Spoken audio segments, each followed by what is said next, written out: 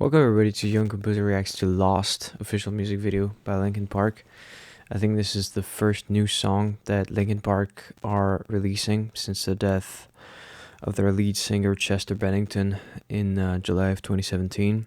I was very moved by that event at the time. I wasn't as into Linkin Park, and I just thought it was a complete tragedy.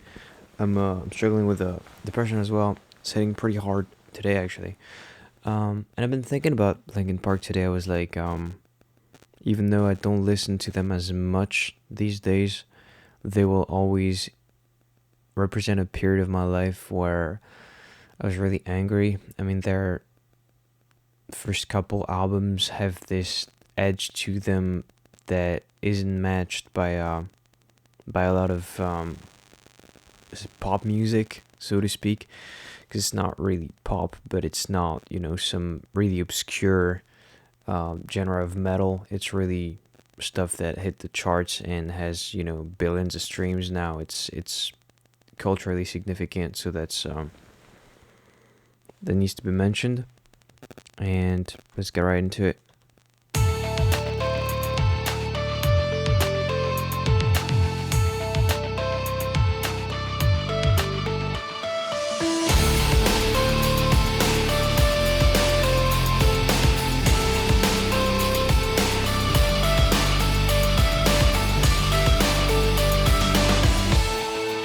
Just a scar somewhere down inside of me, something I cannot repair, even though it will always be. I pretend it isn't there. This is how I feel.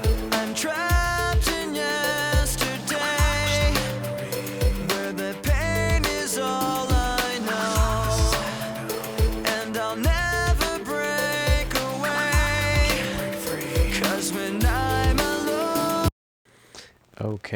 Okay, right off the bat, just kind of getting an old vibe from this, right? This sounds like something they could have been making before 2010. I have no idea what it is. I haven't read anything about it. It could be some sort of B-side from the latest album. Really not sure though. It sounds old.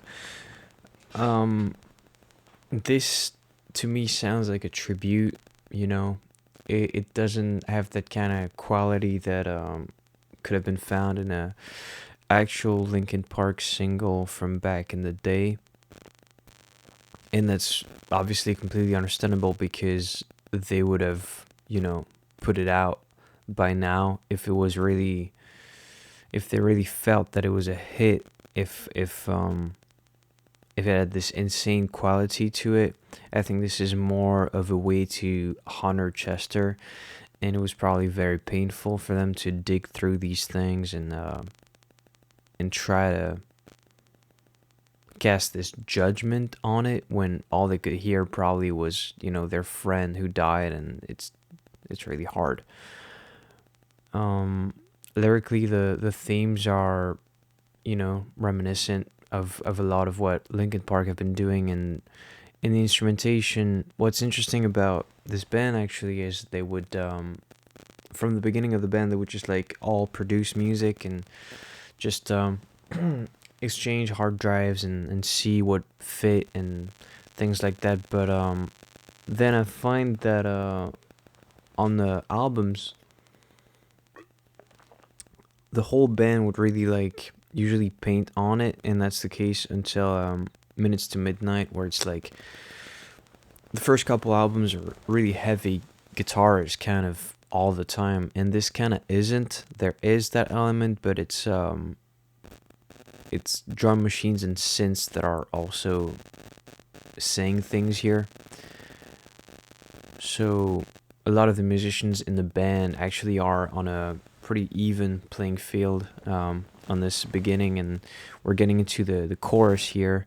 We have this classic, Mike Shinoda kind of whispery rap interacting with Chester before the chorus, and for the chorus, I don't know how they intensify this. It could be the case that they bring in the heavy guitars, but not necessarily. I don't think this is, stuck in the box of the old Linkin Park sound where it's just like heavier in the choruses.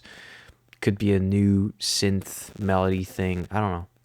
I'm lost in these memories, living behind my own illusion. Lost all my dignity, living inside my own confusion. But I'm tired.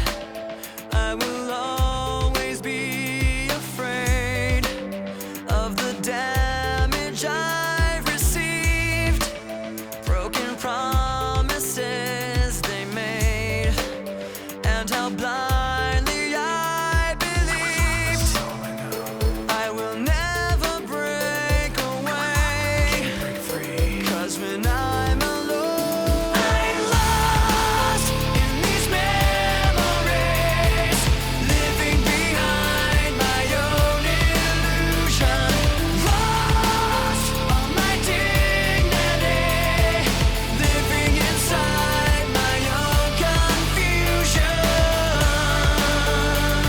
I tried to keep this pain inside, but Okay, so yeah, the guitars really hit on the chorus, but it's also, it's also the synth. And in terms of the mixing, I don't have, once again, I say this a lot on the channel, but I don't have the best ears or the best gear for this. I'm more of a song guy than a sound guy.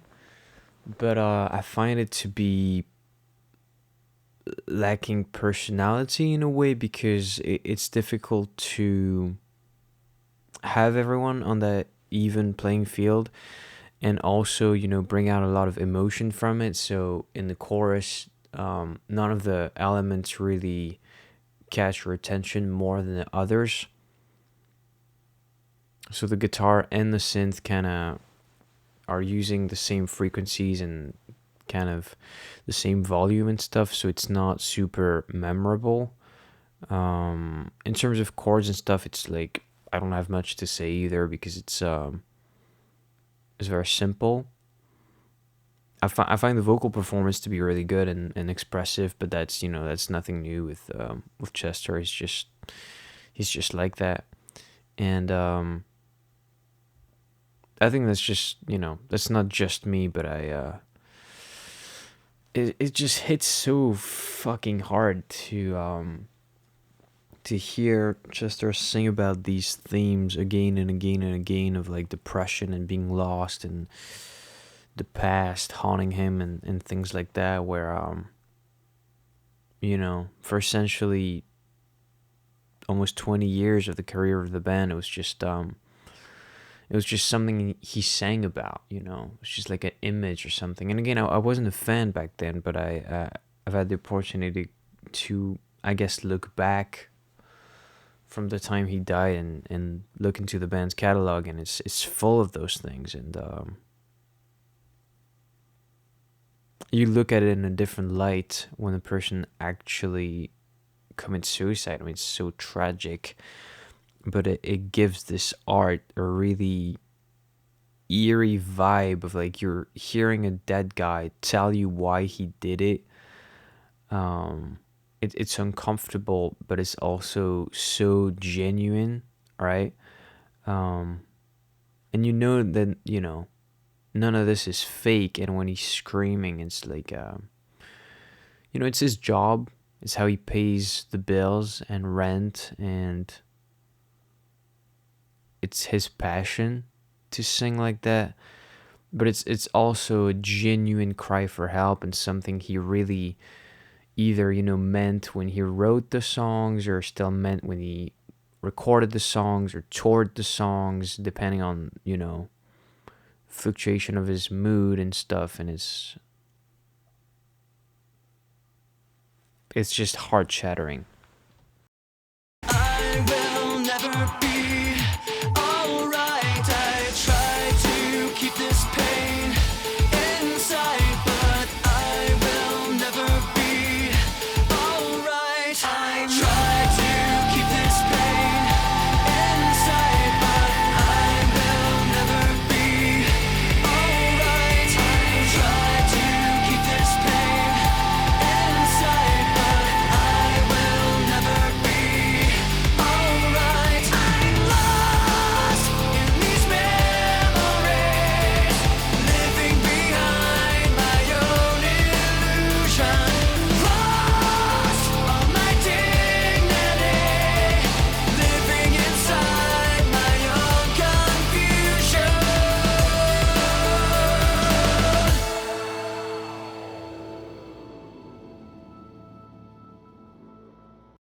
Yeah, so the chord progression is actually one I like a lot and use on a lot of my songs.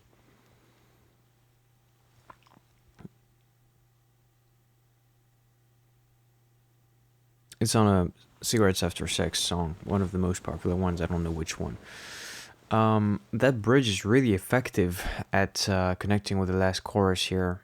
A very effective song altogether. I think maybe it was meant to be a single or something like that because it's 3 minutes and it has this, it has this structure to be a single, and it really doesn't sound like the latest album, which is more pop slash rap slash trap, like trying to follow the trends and stay hip, and a lot of collabs and things like that. Like this sounds a little older.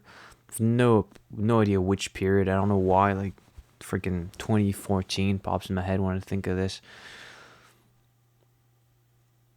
I the musical value of this in a vacuum isn't that crazy for me. It's not, if any other band sang a song like that, it could be completely lost in the echo of the internet. But since it's Linkin Park, yeah, again has this really heart wrenching, gut wrenching, bittersweet thing to it, where it's like, oh god, that guy meant it? No way. And yeah, it doesn't feel good to know that it's gone, but I guess it's nice to hear his voice again, as we've always kind of been able to do through listening to the older songs. Yeah, I can't say that I enjoyed that. It's heavy. Um, I hope you get some sort of entertainment from hearing my thoughts while I'm high on my meds to not be completely like Chester. So, yeah, guys, have a awesome rest of your days, and I'm going to go to sleep now. Bye bye bye bye bye bye bye bye. See you next time.